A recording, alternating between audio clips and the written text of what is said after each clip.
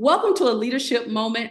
I'm your host, Dr. Rhonda Anderson, founder and chief talent development officer for Silverhawk Coaching and Consulting, the co-founder of the Influential Leaders Alliance. And as promised, in honor of Women's History Month, I am interviewing a few of my favorite leaders whom I've worked very close and personal with. And today we're interviewing Miss Deirdra Cox. And so we're going to dive into her background. We're going to listen to some of her experiences. We're also going to talk about what it takes to be an emotionally intelligent leader. And so basically, we're taking learning objectives from my book called The Influential Leader Blueprint. And we're starting the first learning objective with emotional intelligence again, and is sharpen your emotional intelligence and deepen self-awareness for impactful leadership. And so that's where we're going to start today. And after this, I'm going to turn this Zoom room mic over to Deirdra. And so, Deirdra, share a little bit about your background, your business says, you see that plural, right? Your initiatives, what led you to this journey, all the things that make you great, all the things that I already know, right? So just share with the world. Well, Dr. Rhonda Anderson, first of all, I want to say congratulations on Silverhawk Coaching and Consulting. Congratulations on continuing to just level up. So when I think about a sister, a woman out here doing the doggone thing, I think about you. And when I think about someone who is always willing to share her knowledge with others so that they can continue to be great, I think about you. I think about someone who is selfless. So I just want to say thank you because you've been a part of this journey, my journey to becoming the very best self that I can be as a business leader. So as it relates to me and who I am and what I do, I'm going to start with what I say to people. I am Allison Gilbert's baby girl. I'm Allison Gilbert's granddaughter. I am Oscar Gibson Sr.'s great granddaughter. And why does that matter? The older I get, or the more mature I get, because I call it maturity, like that cast iron skillet, I'm seasoned, right? Uh-huh. As we become seasoned in life, I realized that my great grandfather, who was the first tailor to the Jewish community in Kansas City, Missouri, business community, so he was making yarmulkes, suits, all with no pattern. I think about my grandparents, Alice and Gilbert, who were entrepreneurs. And I think about the work ethic that I grew up with. That was a whole grind working in that dry cleaners in the summertime and during vacations, but I learned work ethic from them. Now, the rest of my life, there was a whole lot of dysfunction in there. But what I can tell you is this too, when you're a spiritual walker, when there is a call on your life, there's something that shakes up all of that stuff at some point in your life. And God begins to reveal to you who you are. So that's why I say I'm Allison Gilbert's baby girl and Oscar's baby girl, because they taught me my work ethic. They taught me how to keep getting up. But I'm also the daughter of Mark Gibson, who was a journalist, an incredibly articulate man, knew how to walk in a room and just set the atmosphere on fire. But because of his family dysfunction, he didn't know how to separate all of that from just honoring his gift. Mm. So what I've been able to do with my gifts is be an encourager. I have learned that this voice I have is the voice of a leader. Learning that as a leader, I'm also called to walk and operate in compassion. I'm also called to operate in integrity and also called to be a beacon of light. So for me, I had to come out of the shadows of the darkness so that I could literally be who I'm called to be. So it's been a journey for me at 62. I'll be 62 this month. It's been a journey, but it's been a really valuable journey. My spirituality has been a part of what's crafted me and honed me. Once I gave my gifts back to God, that's when the light bulb went on, and then I could really do the good work, the work that emotional intelligence requires. So I say, and you've heard me say this, Jesus and therapy are my go-to. Amen. So with all of that, I spent, and things that I thought were accidents, like I spent 38 years in the banking industry, right? And when I came into banking, I came in as a temp. I thought I was going into the world of my father's world, into media and production and journalism. And I ended up going into banking, walking into the industry as a temporary employee, becoming a permanent employee. And God taught me about foreclosure. Wow. I learned about people and people's decision making through working for MGIC, Mortgage Guarantee Insurance Corporation, where I was taking and I was processing. I was taking in the claims for people Mm. who had gone into foreclosure. So this is the other thing I understand about myself now. I've always been a seeker of the truth. I wanted to understand, why are these people going into foreclosure and who are they? And what I Mm. learned is the vast majority of the people going into foreclosure were people of color. So Wow. that's what began my career in banking. And then as the granddaughter and great granddaughter of entrepreneurs, my journey has progressed Mm. into the space of entrepreneurship. because God told me I'm called to speak to all four corners of the world, not be in Yes. a small space. So, That's right. And so so the I was going to ask you, tell us about the businesses and tell us about the initiatives. We want to hear all about it. so the businesses that I have, God graced me with Community Sustainability Enterprise. So that was after I left banking, and that came along as a result of some of the really innovative work that I was blessed to do in banking. Before I left the banking industry, I was a part of an initiative where we put a bank branch inside of a high school, the very first of its kind in Gwinnett County, Meadow Creek High School. And that experience was so robust for me. I had to come out of banking so that I could continue to do the work that was required to meet that community where they were Mm, socioeconomically and help them get to where they needed to get to. The other business that I have is Manifested Strategies LLC. So CSE has been in existence for 14, 15 years now. Thank you, God. That's the yes. nonprofit arm. Manifested Strategies has been in existence for about 5 years. And Manifested Strategy came into place when I realized that corporate America needed somebody to put humanity back in strategy. One of Mm, the things that I've always felt in my discernment and my spirit is that we've become so consumed with money, with stature, with being at the top, being highly competitive. We've forgotten about the people. And you and I have talked about this, Dr. Rhonda. yes. I've watched real estate. I've watched us focus more on the value of real estate and building equity in real estate versus building equity in people. So Mm, manifested strategies is about coming alongside corporate partners, municipalities, cities who are desirous of building out economic and community development platforms that contribute greatly to the overall economic wellness of a city, a county, a state, a region. mm, That's one of the things, that's one of my superpowers. I learned that in banking, how to put together strategic community and economic development platforms that got our banks positive community reinvestment at credit. So that's the work we do at Manifested Strategies. And that's the work that I'm able to do here as a contract fractional executive director for the Gwinnett Chamber Foundation. I've been given a yes. unique opportunity to Mm, come in as a Black woman, to come in as a minority business and help this organization put together a platform that will make their chamber a beacon of light in the community through their 501c3, the Gwinnett Chamber Foundation. yes, and I am loving all of the work you're doing there. I am following that work, and you've actually blessed me with some opportunities to join you on the journey. And so I really do appreciate that. So, my next question is, so when you think about being an emotionally intelligent leader, what comes to your mind? Like, how do you define that? I define my pastor talks a lot about doing your shadow work. And I call that the work that goes on, the conversations you have in between your two ears. When you're Yep. operating from a place of scarcity, fear, when you're operating from a place of needing to be in control Mm, versus leading. Leadership is about meeting people that work with you, around you, meeting them where they are because you're operating from a full cup. yes, You're operating from not a place of needing to prove yourself, needing to validate yourself, because you walk in the room already validated. You walk exactly. in the room with a vision. You Hmm. walk in the room seeking to understand, not being understood. So when you show up differently because you're showing up with the full cup, not to enable anyone, but to read the room and understand what the room needs, and then be the leader that seeks the resources and opportunities to bring into the room so that you can elevate everyone else. Because a rising tide raises all boats. That's right. And I love how you mentioned you yourself as the leader. You have to be aware of yourself, but you also have to be aware of others and bringing others along. And a lot of times I feel like that's like a missed opportunity with leaders. They miss the opportunity to bring other people along. And that's so important. All right. So we're going to go to the next question, girl. How has developing self awareness helped you become a more effective leader? And what strategies do you use to maintain it? Self awareness, my goodness, it's about meditation. Mm, It's about spending intentional moment with yourself.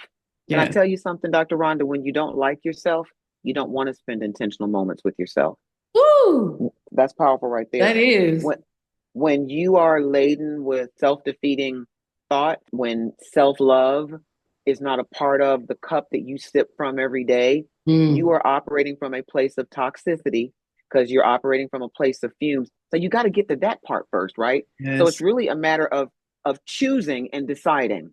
I don't like where I am. This isn't producing the multiplication effect I desire. It's actually producing a diminishing effect. So when I go home at night, I am exhausted. When I wake up in the morning, I'm exhausted. Mm, So you got to get to a place where you get tired of being tired, mm. and you get tired of showing up. I remember one time God and I were having a conversation, and he said, just turn around and look at the carnage you've left behind you Wow. because of the decisions you're making from a place of not being aware. And being aware is not being ashamed of where you are. Being aware is saying, I got a hurt right there. Yep. I got a perception right there that's not fact, it's fiction. And I'm willing to sit down with myself. And see, sitting down with myself required me inviting God into the conversation.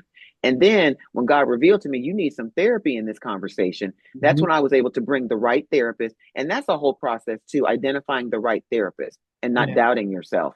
But Yes. self-awareness is it's incredibly uncomfortable because Mhm. it's having some truthful moments with yourself, throwing away condemnation, self-defeating behavior, but sitting with yourself and saying, this is where I am. Where did this come from? It's Yeah. like putting all your cards on the table. Oh, yes. Showing up naked and, and unashamed, right? That part, like TD Jake said, naked and not ashamed. That's Absolutely, absolutely. right. And I love So, it. Oh, go ahead. Go ahead. no, please, please. Oh, I was going to say, I love how you said just acknowledging it. And so, like I said, there's nothing wrong with having those gaps, right? It's like you acknowledge that and you know that it's there, but you focused on the best case scenario so that you can get better, right? And heal Yep, from those things or do better just in general, right? So, yep. yes. And when you do that, what happened for me is God showed me this super highway. So this Mm, is what he gave me. He said, so you're on a super highway and I don't expect you to know everything. So I want you to operate in your lane. So that's where you start doing a SWOT analysis, a self SWOT analysis. What are hmm. my strengths? What are my weaknesses? And when the weaknesses come, it's not a matter of, oh God, that makes me a terrible person. No. What do you do well and what do you not do well? And Exactly. how in your super highway do you bring other people along? But how do you vet people? How do you Mm, ensure that you're bringing the right people along? That's how you and I met. You and I brought the yeah. right people along. You Yeah. came along, I came along in your life, right? And that Yep. was a good choice because Yes. when I met you, that was a space and place and time where I had said, okay, God, I'm not doing this well. My Mm, people skills suck. So help me do this well. So when you bring people in and they run in their lane, you're not looking in their lane, you're looking in your lane.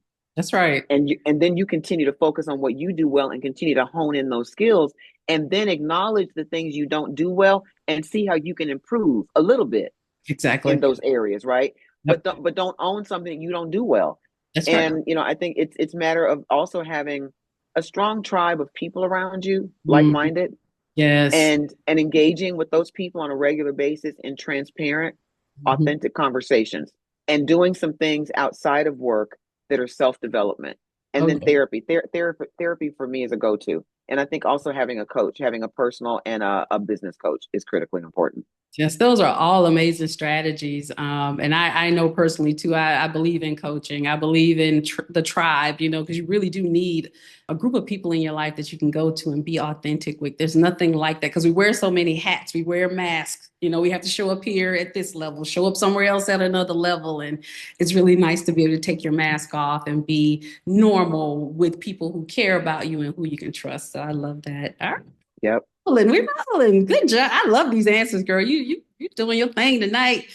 We're Next doing it question. together because we've done this together. We That's look, right. That's we've right. been on business trips where look, my wig came off and it was a headscarf at night, and we had the real conversation with the wine. Hello, That's right. And some good food. always got to have the good food. That's right. So, next question. Can you share a time when your ability to empathize with a team member transformed a situation or strengthened a professional relationship? Wow, I'm having so many of those moments right now. The climate we're in right now, a lot of people are bleeding. A lot of Yeah. people are wounded. There's a Yes. lot of hatred and Mm, just not nice things going on. yeah. So I find myself having conversations with people. I look for the conversations with people that don't look like me Mm, because I want to understand where they're coming from, yes. and I want them to understand where others that look like me are coming from, so that it's not just about you or me, but it's about us creating a space and place where we Hmm. can both feel heard. So really listening and asking open-ended questions. I'm learning to do that. I've always been a talker because that's a part of me that wants to be in control. Hmm. So now I'm learning to listen and ask open-ended questions. Yeah. And then I don't know if I want to call it challenge, but propose other ways of thinking about things. Oh, So yeah. I'm having conversations with people now about the things that are going on. Is that a part of your value system? So Mm, I'm now talking about values yes. and asking people to move away from the political piece, but let's look at the human aspect of what's happening right now. And is that how you're raising your children? Those Mm, conversations, I'm going to tell you something else that's happening. In some of the spaces and places that I'm in, there are a lot of women who've lost their spouses. So I'm mm, now beginning to have conversations about commonality. yeah, Because you know what? We bleed red. that's right. We That's bleed right. red. And the things that matter to us, family, safety, I'm starting to have those conversations because I want to meet people on the human level. So I've been having a lot of those conversations and I'm having them from a place of empathy. Because a couple of times I was having them from a place of just deep rooted, just festering anger. Because some of the Mm, stuff that's going on right now took me back to the place where I was, and I'm not going back to a place of not feeling good enough and not yeah. feeling worthy. I'm not Mhm. going back there. So I said, God, strengthen my resolve and help me to continue to move forward in this emotionally intelligent journey so that I can bring some other people along with me. So now having those conversations and challenging people to think deeper and go back to their value systems. Yes, I love that. And I love that you're not afraid. That's one of the things that I do admire about you. And you care about people. It's not just about Deirdra Cox and what can someone do for me. I mean, you really do take on that the whole, you're like, hey, if it's a chamber, how can we make this whole chamber better? If it's, a community over in Grove Park, how can we make this whole community better? And I love that about you. And I've always said that anybody who have you in their corner, they are truly blessed because you care about them overall, even beyond business, right? It's like it's just a different type of level of care that you give to people. And I love how you care for people personally, but you also care for them professionally and you want people to do better, and it's like, because when we know better, we do better, So I love that. I love that. All And right. you've encouraged that. You've encouraged that in me as my friend, but also as my business partner. Because one of the things I can say about you, Rhonda, is we have a friendship Mhm. and we have a business relationship. And what I respect about you and I is we know how to toggle between the two. Oh, yeah. That's important in Hmm. business That's because right. I've had some folks that I've done business with and I become friends with them, and then the lines get blurred Hmm. and that's me off. That's a trigger for me. Yeah. So I've now learned that. So, but you and I have a very unique relationship. We can be friends and business partners because there's a maturity for both of Yes. us. And I love that. I love that because I count you as one of those people who are, near and dear to me because my circle is very small. I don't have a lot of people, that I could just be honest with, open. And I love that I could just not be Dr. Rhonda. It's just Rhonda. We laugh, we talk. I can tell you a lot of the things that, are on my mind or heavy. And I just love being able to do that. So, yes. All right. So, the next question is leadership comes with high pressure moments. I know you know that all too well. We've seen some together. How do you regulate your emotions and stay composed under stress while leading with confidence? On my face, honest with God, on my Amen. face, being, learning to go back to that place where, self-assessment and just really looking at how do these things make me feel? Because at the end of the day, as a leader, you can't operate from a place of emotion. No. You have to operate from a place of strategy, right? Hmm. And vision. That's right. So when I find myself in an emotional rut, there are times now where when I feel like I'm going to be toxic, if I come around people, I stay away. Mm. I intentionally take the time to go into my prayer closet, to go into self care mode, make that therapy appointment. But I'm just going to tell you, I've been looking for an Airbnb this guy this in the woods so I can take a couple of sister friends with me, Oh, like I you and love some that. others, where Uh-huh. we can go out there and we want to take a therapist with us so that we can vent and Yeah. release all the things. Because the other thing that for me, managing my emotions is about physical movement. Yeah. Because there's that muscle mass memory, and when Hmm. you've been carrying, you got to shake that stuff off. When the Yeah. Bible says shake the dust off your feet, I literally believe that that's God saying you got to get out and walk. So That's I'll right. go out and I'll go on a powerful walk, a Hmm. walk that engages my whole body. Yeah. I will stay away from people because I'm not going to cut anybody because I'm feeling cut. I will Hmm. schedule that therapy appointment. I will journal. I Mm. will listen to sermons. I will get into a group with some women who are like minded. We will vet. We'll have a couple of glasses of wine. We'll talk through it. Mhm. And I believe in vision boarding because you taught me that part too. Yeah. So getting unstuck Yeah. I so that love. I can Oh, go come ahead. back and Mhm. be the leader because people look to you and I for solutions. Yes. So I can't be giving people toxic Kool-Aid and cyanide laced wine. What does that look like? Right. You, on another note, when she retires, we're gonna take her on the road. She's a comedian. She'd Oh, that's have, right. You said you'd be my manager. oh Okay. yeah, I'm gonna be your manager. I got you. And I love that you said, because that's one of the things that leaders struggle with, because you still, even in this day and age, hear people being victims of, I call it vomit. You call it lacing with cyanide.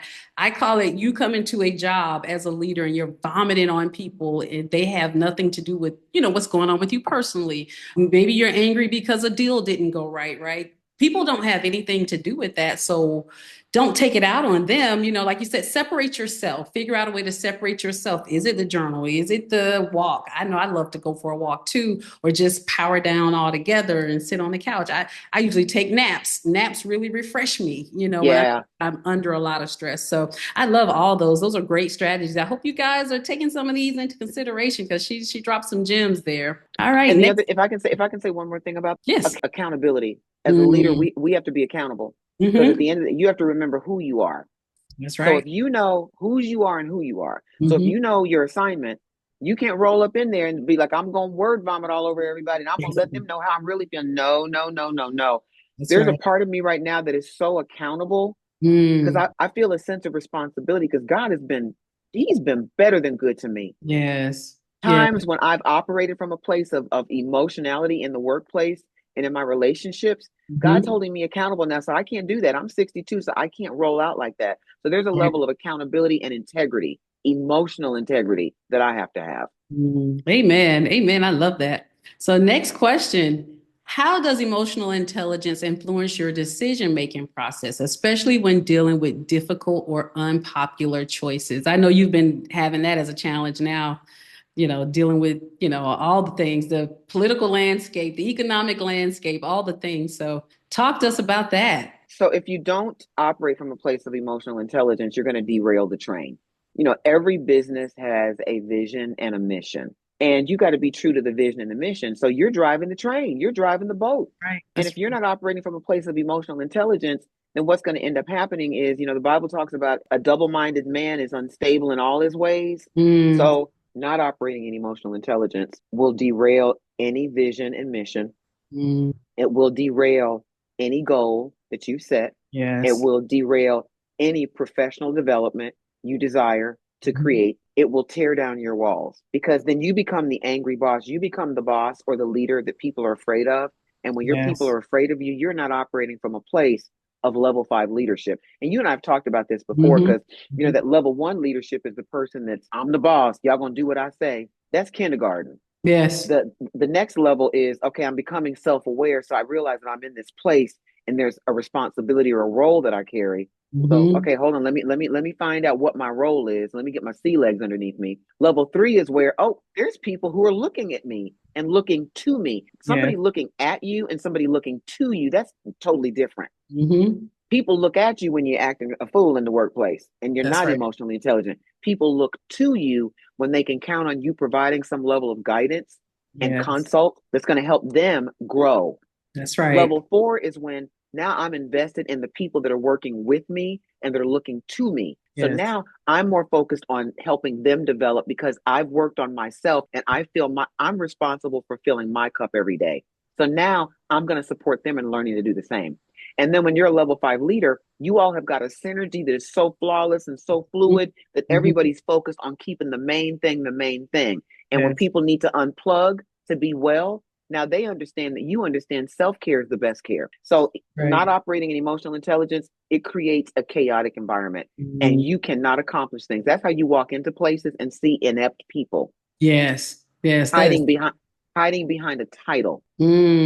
That's it. That ain't pretty. That is not. That is not. All right. I love it. I love the conversation. So the next question. What advice, and this would be the last question, I think, what advice would you give to aspiring leaders who want to enhance their emotional intelligence and lead with greater impact? First thing they need to do is become self-aware, and they need to call Silver Hope coaching and consulting, and they need to schedule an appointment with you. The Mm. work you did with our small businesses on emotional, the EQ and EI, that was so awesome. Oh, Our wow. small businesses are now struggling. Their struggle right now is growing. Mm, So now they're looking at what they don't know. To, mm, to know where you want to go and to understand the rules of engagement for where yeah, you're going, right? And yeah, then when you look and go, oops, I don't know that. I yeah. don't know how to do that. But you know that you want to do something, you want to grow. You That's right. challenged our people, and now they go, okay, because we had them do a SWOT analysis. Okay, Mm-hmm. where are you in this in the emotional intelligence realm? Yes. So many of them need to hire you. And a part of what I'm saying to them is let's get those gross revenues up. Let's look at Mm-hmm. your profit margins. Let's look at the things that can help you develop additional revenue and income so that you can bring in a Silver Hawk coaching. So you can do an entire assessment. Yes. You can do a forensic audit on your emotional intelligence. So you can determine what you need, and then you can do the things that need to be done. You taught me the value of coaching. Coaching is critical. Yes. Everybody needs a coach. And if Yes. you don't have one, then you're talking to yourself. If you don't have a therapist, you're talking to yourself. And if you don't have God, you're talking to yourself. And that could be a dangerous one-way conversation. Yeah. Oh, yeah. Oh, yeah. So leaders, aspiring leaders, have got to do the emotional intelligence self-assessment, and Yes. they need to do that with Silverhawk coaching. So because someone like you coming in and helping them work with them, you are so non-judgmental. You keep the main thing the main thing. One of the things I love about you, Rhonda, is business, and you keep the main thing the main thing. I love that. Oh, well, thank you so much. And I tell you, because like you said, you don't know what you don't know, and Hmm. it leaves room for you to get better, right? And that's what I tell people all the time. Don't ever be ashamed of where you are. It's just what do you do to get better? The Yep. information's there. Take the information. Don't ever feel like, oh, I know everything. Because once you know everything, then you become stagnant in your development. And there are critical things that you miss out on, you know. And I Yep. love coaching too. The power of coaching. The power of coaching is amazing. I love it in group settings, but I also love that in one-to-one settings is a major game changer for people because you get to meet the individual right where they are and move them from goal to goal with support, you know, and they get just do so many great things, you know. It's just amazing. So Hmm. Hmm. yes, yes, yes, yes. And so now we are done with the interview, and thank you so much. But don't go anywhere yet. I want to tell everybody about the book. I'm like the Influential Leader Blueprint. It is in pre-sales mode. The link for you to order the book will be down in the comments. So I say order your copies, plural. I'm thanking everybody in advance. This has really been a journey of mine. It is a culmination of all of the experiences I've had working with different leaders, working with the emerging leaders, working with entrepreneurs. It is so important that we get this lesson right, leading to be influential, you know, just taking those action oriented strategies to enhance your capability and drive your team to peak performance because we see the professional landscape now, right? And a lot of it has to do with your influence matters with how do I get my employees to join me on this journey for us to be high performing. Your influence determines that, right? And Hmm. so, like I said, if you want a high return on your ROI, then you have to figure out a way to be influential towards your internal and your external stakeholders. So, this book is for emerging leaders. It's for experienced leaders. It's for entrepreneurs. It is packed with strategies. You know, it's not a theoretical book. It has very little theory in here. I like to write books where, man, I got it by my desk, right? I can pull it out and figure out a way to give performance feedback. Like, what are the strategies, what are Mm. the steps?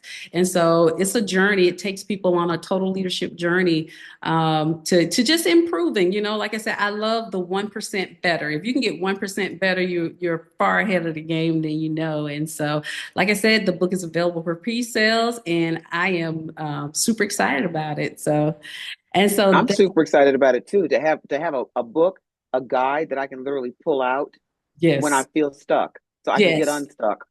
I love that. yes, and And it you do such a phenomenal job of that. Oh, thank you. And it's packed with resources too. There are tons of power moves at the end of each chapter. And so like if you don't have like say a performance feedback strategy, well, the book helps you create one. Or if you don't have an employee recognition system, okay, so let's walk it out together. How do I create one? So I am super excited about it. Thank you so much for your support. I appreciate it, Deirdre. And so, like I said, we are at the wrap of this session of a leadership moment. And again, I thank everybody for listening. Deirdre, how can people find you on the internet? So I am on LinkedIn, Deirdra Cox. You can look me up on LinkedIn, Deirdra Cox CPC, because I'm also a coach, a performance Yes, coach. an amazing coach. And thank you. But you taught me well. And also on Facebook, CSE Community Sustainability Enterprises on Facebook, and Deirdra Cox is on Facebook, and Instagram. I'm dcox63, and you can always email me, Deirdra, Deirdra, at community, S is in Sam, E is in Edward.org. And we will have all of her links in the LinkedIn post, if I can get it out, right? We'll have all of her information in the LinkedIn post. And remember, it is Women's History Month. So please, please, please be intentional and tell the women who inspire you that they inspire you, right? And leave them a note. You know, we all need the encouragement. And with that being said, thanks again for watching. And we can't wait to meet up here again. And we will talk with you soon. Thanks. Bye. Thank you for the opportunity. Thank you. You're welcome.